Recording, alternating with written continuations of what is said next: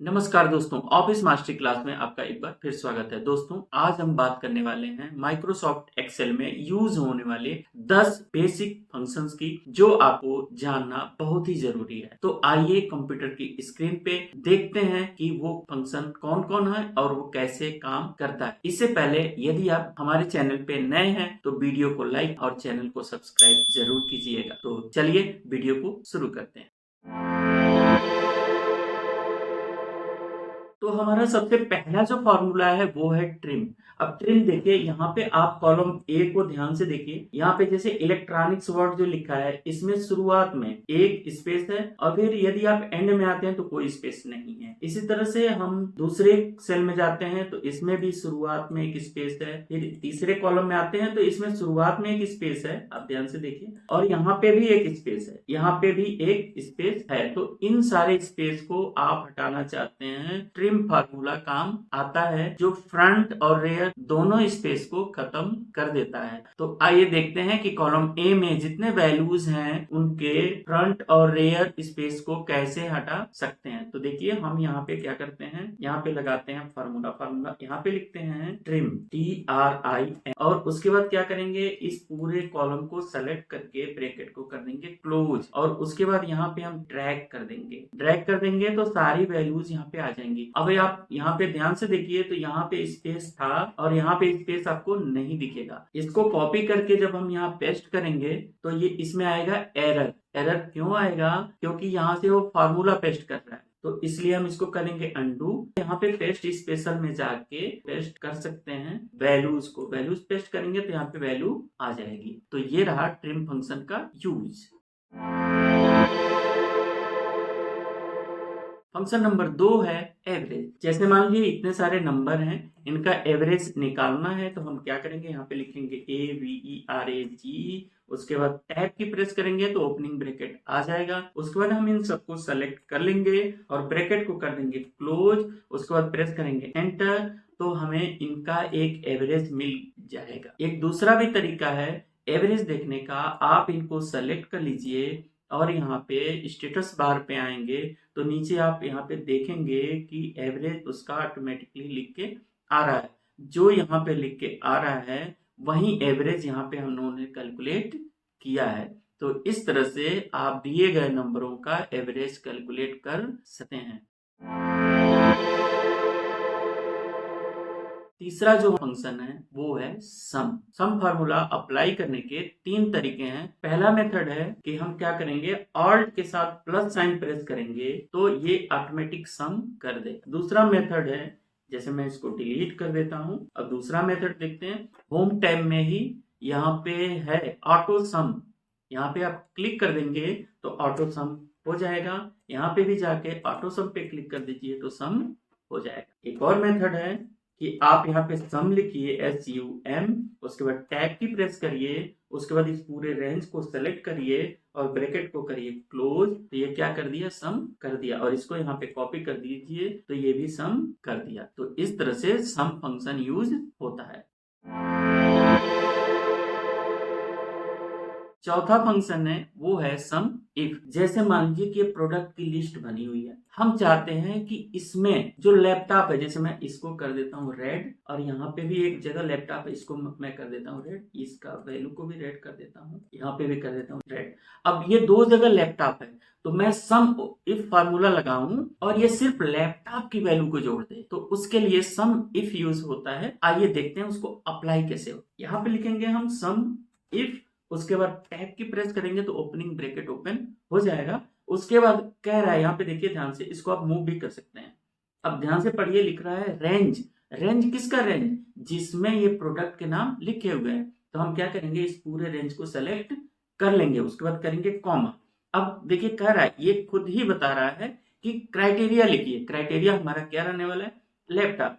तो लैपटॉप, या तो हम यहाँ से लैपटॉप सेलेक्ट कर लें या आप लिख दें, तो चलिए हम लिख ही देते हैं।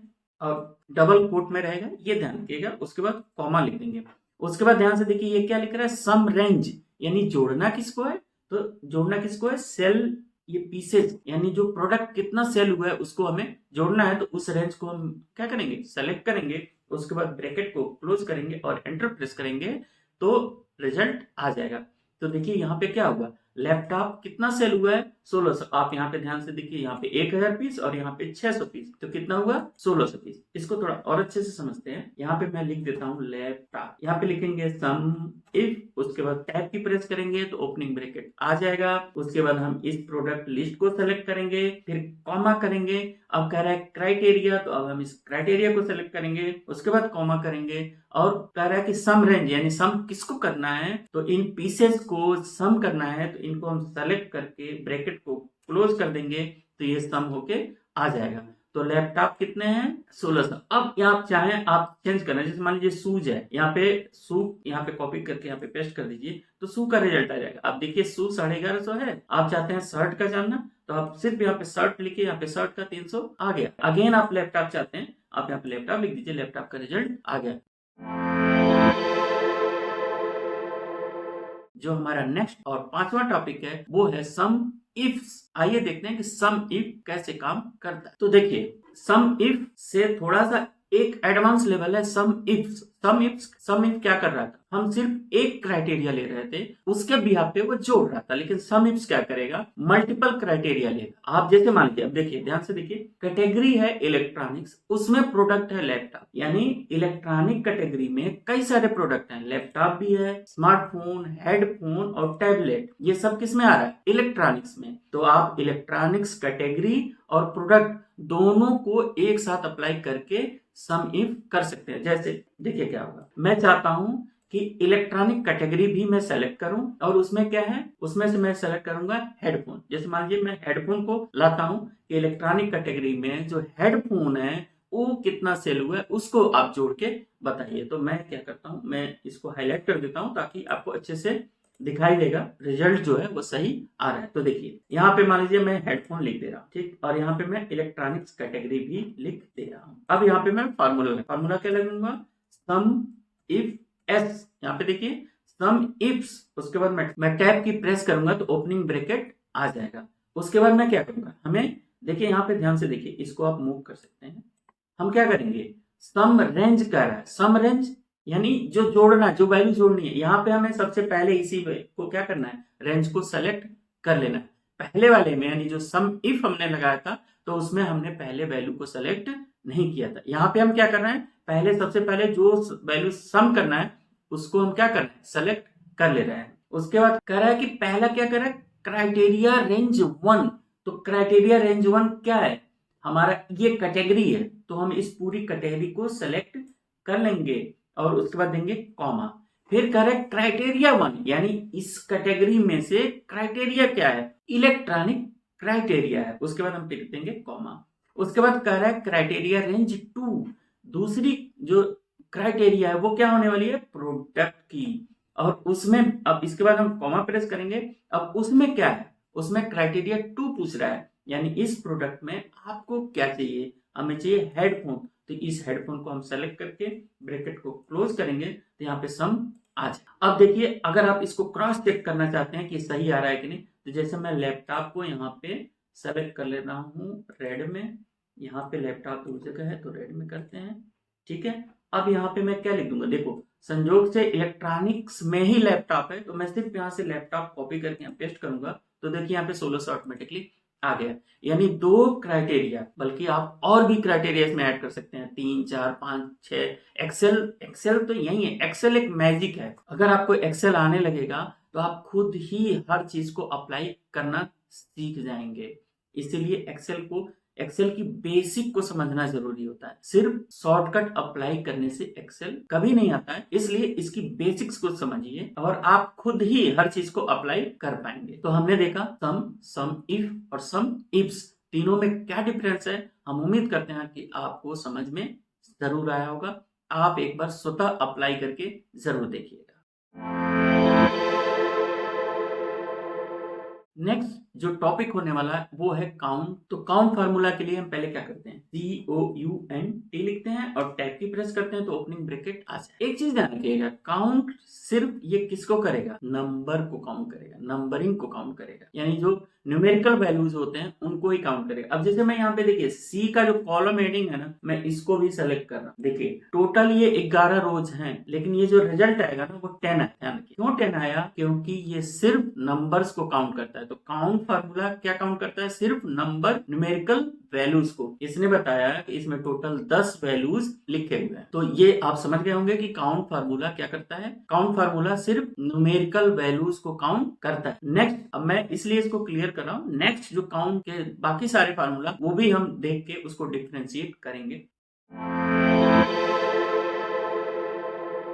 फंक्शन नंबर 7 है count A. Count a function कैसे वर्क करता है, तो देखिए हम लिखते हैं यहाँ पे काउंट ए। अब ये देखिए यहाँ पे लिख भी रहा है, मैसेज को ध्यान से पढ़िए तो लिख रहा है counts the number of cells in a range that are not empty. मतलब ये उन सेल्स को काउंट कर लेता है जो खाली नहीं है, यानी जिसमें वैल्यू है। ये न्यूमेरिकल वैल्यू या टेक्स्ट वैल्यू की बात नहीं कर रहा है, उसमें अगर कोई भी वैल्यू लिखी हुई है तो उसको काउंट कर देगा। COUNT ए काउंट ए। उसके बाद मैं इसको सेलेक्ट करता हूं तो देखिए ये कितनी वैल्यू लेके आएगा रिटर्न, 11, क्योंकि इसने बोला है कि ये काउंट करता है जो सेल खाली ना हो, यानी जो सेल भरे हो। तो देखिए 11 आया रिजल्ट। क्यों आया, क्योंकि 11 जो सेल हैं सब में वैल्यू लिखी हुई है। इसको इससे मतलब नहीं है कि आपकी वैल्यू न्यूमेरिकल है या टेक्स्ट है या कोई स्पेशल कैरेक्टर है। तो काउंट ए क्या करता है, काउंट करता है उन वैल्यूज को काउंट करता है जो न्यूमेरिकल हो। और काउंट ए क्या करता है, चाहे वो न्यूमेरिकल हो चाहे वो वैल्यू हो, अगर सेल में है तो उसको काउंट कर देगा। तो इस डिफरेंस को समझिएगा। अगला जो हमारा फंक्शन है वो है काउंट इफ, यानी काउंट करते समय आप कंडीशन भी दे सकते हैं। जैसे आप देखिए, जैसे मान लीजिए कि इसमें लैपटॉप है 2 जगह लिखा है, हेडफोन है 2 जगह लिखा है। तो हम अगर काउंट करना चाहें कि बताओ भैया कि हेडफोन कितनी जगह लिखा है, काउंट करना चाहें कि लैपटॉप कितनी जगह लिखा है, या हम न्यूमेरिकल वैल्यूज में चाहें कि 1000 कितनी जगह है, 150 कितनी बार है। तो चलिए इसको अप्लाई करके देखते हैं कि हम इसमें देखते हैं कि सेल में 150 कितनी बार लिखा हुआ है। तो देखिए यहाँ पे फार्मूला अप्लाई करेंगे, COUNTIF, टैब की प्रेस करेंगे। उसके बाद कह रहा है कि रेंज बताइए, तो हम इस रेंज को सेलेक्ट कर लेंगे, कॉमा लिखेंगे। उसके बाद कह रहा है कि हमें क्या ढूंढना है, 150 कितनी बार है। तो आप यहाँ पे कर दीजिए डबल कोट 150, डबल कोट बंद कर दीजिए। अब इसको काउंट को इसने क्या किया, सर्च कर दिया। तो आप ध्यान से देखिए 150 यहाँ है और एक बार फिर से 150 यहाँ है और एक बार ये 150 है। तो यानी 3 बार है, इसलिए 3 बार दिखा दिया। अगर हम इस क्राइटेरिया को चेंज करते हैं तो देखिए इसको मैं कर देता हूँ 600। तो देखिए कितनी बार है, 600 2 बार बता रहा है। तो देखिए 600 एक यहाँ है और एक 600 यहाँ है। तो काउंट इफ क्या करता है, अगर हम कोई कंडीशन अप्लाई करके काउंटिंग करना चाहते हैं तो भी काउंट फार्मूला काम करता है।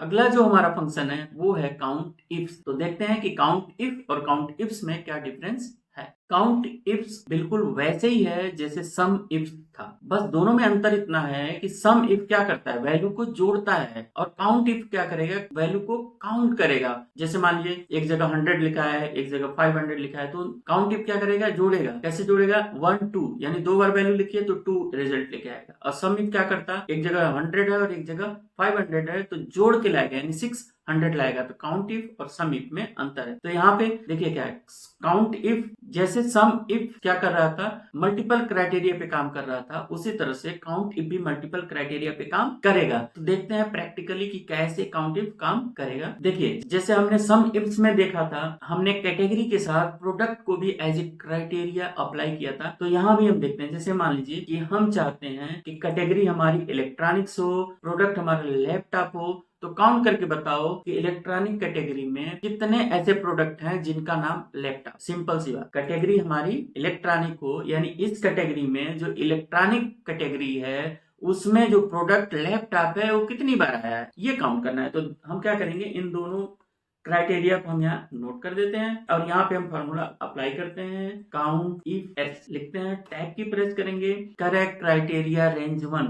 तो क्राइटेरिया हमारा रेंज 1 यानी कैटेगरी की रेंज को हम सेलेक्ट कर लेंगे, उसके बाद कॉमा प्रेस करेंगे, उसके बाद क्या करेंगे, कैटेगरी के रेंज में हमारा क्राइटेरिया क्या है, इलेक्ट्रॉनिक्स। दूसरा जो हमारा रेंज होगा वो क्या होगा, प्रोडक्ट का रेंज, और इसमें प्रोडक्ट के रेंज में हमारा क्राइटेरिया क्या है, लैपटॉप। में देखना है कि इलेक्ट्रॉनिक कैटेगरी का लैपटॉप प्रोडक्ट कितनी बार आया। तो देखिए यहाँ पे हम सेलेक्ट करेंगे लैपटॉप, उसके बाद ब्रैकेट को करेंगे क्लोज और प्रेस करेंगे एंटर। तो इसने रिजल्ट ला दिया, कितनी बार आया है, 2 बार। तो ध्यान से देखिए कि लैपटॉप इलेक्ट्रॉनिक कैटेगरी में है और वो कितनी बार आया, 2 बार। इसी तरह से हम कुछ और यहाँ पे चेंज करके देख सकते हैं। जैसे मान लीजिए मैं क्लॉथिंग में इसको क्लॉथिंग कर दिया, क्लॉथिंग में मैं पूछ रहा हूँ शूज कितनी बार आया है, तो देखिए रिजल्ट 2 बार आएगा क्योंकि इस टेबल में शूज 2 बार है। इसी तरह से अगर मैं पैंट कर दूं तो वो 1 बार दिखाएगा क्योंकि इस टेबल में पैंट सिर्फ एक जगह है। तो इस तरह से हम काउंट इफ्स का यूज मल्टीपल क्राइटेरिया पे करते हैं। नेक्स्ट और आखिरी फंक्शन है वो है काउंट ब्लैंक। नाम से ही क्लियर है कि ये उन सेल्स को काउंट करेगा जो ब्लैंक हो। तो जैसे हम काउंट ब्लैंक यूज करके देख लेते हैं। जैसे मैं काउंट करना चाहता हूं कि कौन से इस रेंज में कितने ऐसे सेल हैं जो ब्लैंक है। तो देखिए काउंट ब्लैंक, ब्रैकेट के लिए हम टैब की प्रेस करेंगे, इस रेंज को हम सेलेक्ट करके ब्रैकेट को करेंगे क्लोज, उसके बाद एंटर करेंगे। तो ये कह रहा है 0, यानी कोई ब्लैंक नहीं है। सही बात है, कोई ब्लैंक नहीं है। इसमें से मैं एक को डिलीट करता हूं तो देखिए यहाँ पे रिजल्ट आ गया 1। अब मैं यहाँ पे एक और डिलीट करता हूं तो रिजल्ट आ गया 2। अगर मैं सबको डिलीट कर दूं तो रिजल्ट आएगा 10, क्योंकि 10 सेल ब्लैंक है। और मैं अंडू करता हूं तो देखिए ऐसे ही ये सारी वैल्यूज वापस आ जाए। तो उम्मीद है दोस्तों कि आपको ये वीडियो जरूर पसंद आया होगा। आप लोग हर फार्मूले को प्रैक्टिकली अप्लाई करके देखिएगा, और जिसको भी कोई भी डाउट हो तो कमेंट में मुझे जरूर बताइएगा। मैं उस पे एक सेपरेट वीडियो बना दूंगा। अगर आपको ये वीडियो पसंद आया हो तो वीडियो को लाइक और चैनल को सब्सक्राइब जरूर करिए। नमस्कार, थैंक यू।